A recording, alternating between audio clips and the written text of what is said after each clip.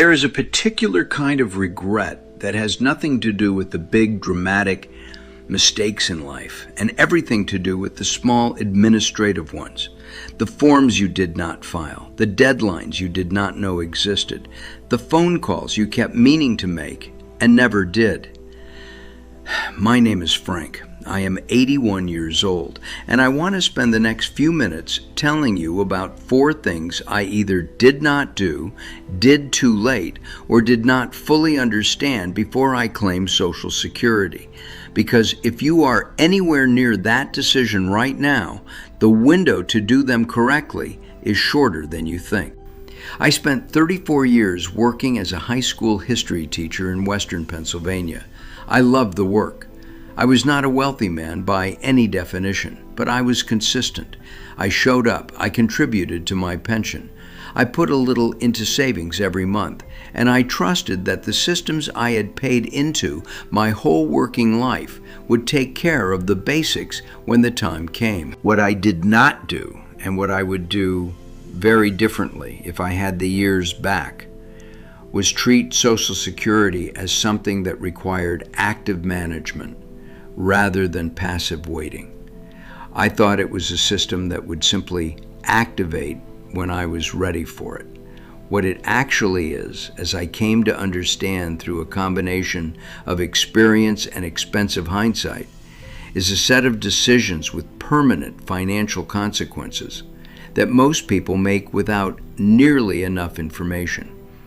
The first move, and I want to be clear that by the time I realized I should have done this, I had already been collecting for 2 years, is to create your personal My Social Security account at ssa.gov and study your earnings record carefully before you claim anything, not after, before. I created my account about 18 months after I started collecting, which is precisely the wrong order of operations. The reason this matters so much is that your benefit amount is calculated based on your 35 highest earning years. If there are errors in your earnings record, and errors exist more often than people expect, particularly for people who change jobs frequently, worked for smaller employers, or had any periods of self-employment, those errors reduce your calculated benefit permanently, unless you correct them before you claim. When I finally sat down and looked at my earnings record in detail, I found a 2-year gap from the late 1980s, when I had done some private tutoring and consulting work on the side. Some of those earnings had not been reported correctly to Social Security, and they were showing as 0 for those years. By the time I found this, I had already locked in my benefit amount. Correcting the record after the fact is possible, but it is a lengthy process, and the adjustment, if it comes at all, comes slowly. The correction I was eventually able to make added about $47 to my monthly benefit, which over the years I have left as meaningful, but it would have been considerably more if I had caught it before I claimed, and it had been factored into my original calculation. Check your earnings record. Do it now if you have not done it. Do it every year until you retire, the same way you check your credit report. The second move is something that almost nobody in my circle of friends and former colleagues had done, and something I had not done either, which is to sit down with the actual Social Security Administration claiming calculator, not a third-party website, not a rule of thumb you read somewhere, but the specific numbers from your own account, and calculate your personal break-even age for every possible claiming scenario before you decide when to file. I claimed at 66, which is my full retirement age, and at the time I felt quite sensible about that. What I did not do was run the numbers on what would have happened if I had waited until 70. The difference between claiming at 66 and claiming at 70 is an 8% increase in your benefit for every year you delay, which compounds to a 32% higher monthly payment if you wait the full 4 years. For someone in reasonable health with a family history of longevity, my mother lived to 91 and my father to 87, that calculation changes the total lifetime income picture considerably. I am 81 now.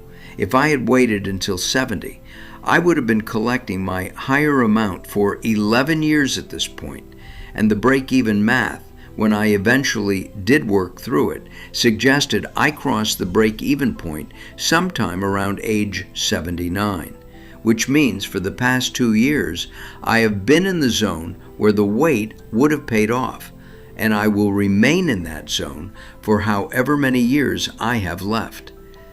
I am not telling you this to suggest that waiting until 70 is the right answer for everyone. I am telling you this because I made my decision without doing that specific arithmetic, and I should have done it.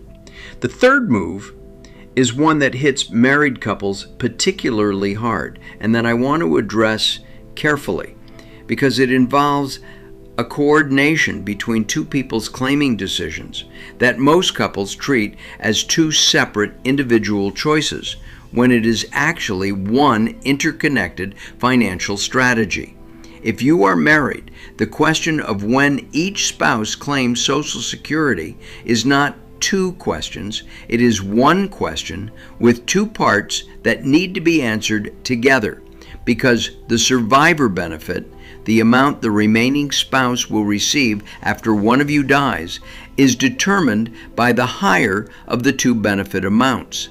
This means that the spouse with the higher lifetime earnings has an obligation, not just to themselves, but to their partner, to think about delaying their claim to maximize what the surviving spouse will receive. My wife Helen claimed at 62 because we needed the income at the time. I claimed at 66. What neither of us thought through carefully enough was that when one of us dies, the survivor receives the higher of our two benefit amounts, and the lower one goes away entirely. Helen's benefit at 62 is about 30% less than it would have been at her full retirement age. My benefit at 66 was my full amount. When I die, Helen will receive my benefit, which is the higher one, and her own will stop. That outcome is fine because mine is the higher amount.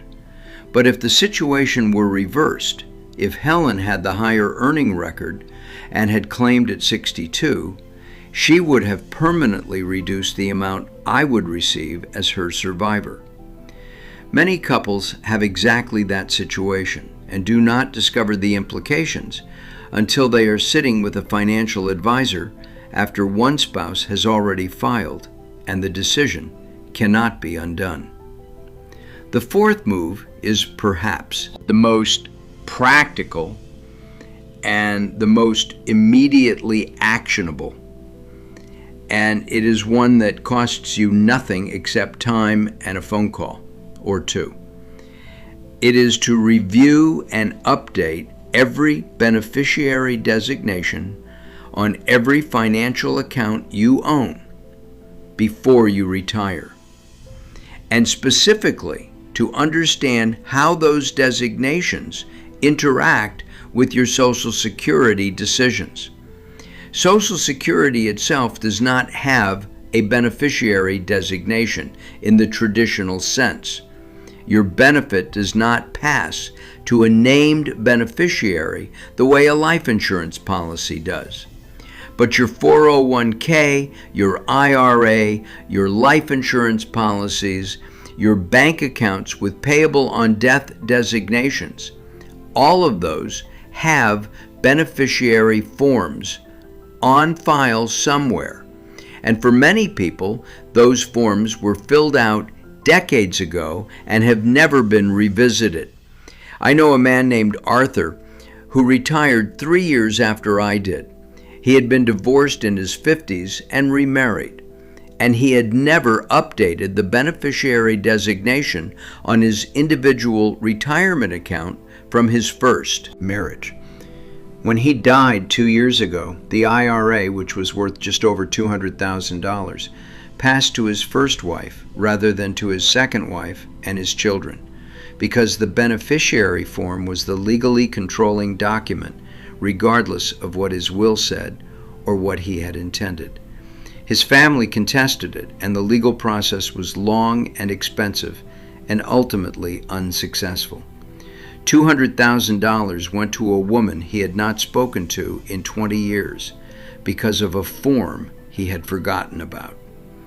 I tell you this story because it is real and because it illustrates something important about retirement planning that people who focus only on the Social Security piece sometimes miss, which is that Social Security is one part of a larger financial picture, and the decisions around it interact with everything else in ways that are not always obvious. Updating your beneficiary designations is not a financial strategy. It is basic maintenance. It is the equivalent of changing the batteries in your smoke detector. It costs nothing and takes an hour, and the consequences of not doing it can be irreversible. Now, I want to say something that I hope will land the right way, which is that none of these 4 moves requires a financial advisor, a lawyer, or specialized expertise. They require time, attention, and a willingness to sit with some numbers and some paperwork on an ordinary afternoon. The My Social Security account takes about 15 minutes to set up online. The earnings record review takes however long it takes you to read through it carefully. The break-even calculation requires nothing more than the numbers from your own account and a piece of paper. The spousal coordination conversation requires sitting across from your partner and working through the scenarios together, or with a free counselor from the State Health Insurance Assistance Program, which exists in every state and offers no-cost guidance on exactly these questions. Updating beneficiary designations means contacting each financial institution where you hold accounts and asking for the current beneficiary form on file. None of this is complicated. All of it is important. And the reason I am sitting here at 81 telling you about it is that I did some of it and not all of it. And the pieces I skipped or delayed are the ones I still think about. Not with crippling regret. I have had a good life and a stable retirement, and Helen and I are fine, but with the specific quiet awareness that I left some things on the table that I did not have to leave there. If I could sit across from you right now, wherever you are, whatever age you are, however close or far from retirement you feel, I would say that the single most valuable thing you can do with the information I have given you today is to pick one of these 4 moves and do it before the week is out. Not all 4, just one. Create the account, pull the earnings record, have the conversation with your spouse. Call about the beneficiary form. Starting is the whole battle. Once you have started, you will find that the next step follows naturally. And by the time you arrive at the moment when these decisions need to be made, you will make them with your eyes open, rather than in the fog of assumption that I spent too many years inside. That is all I wanted to tell you. I am 81 years old, and I have been where you are going. And the path is clearer than it looks from a distance. If someone who has already walked it takes a few minutes to point out where the ground is uneven.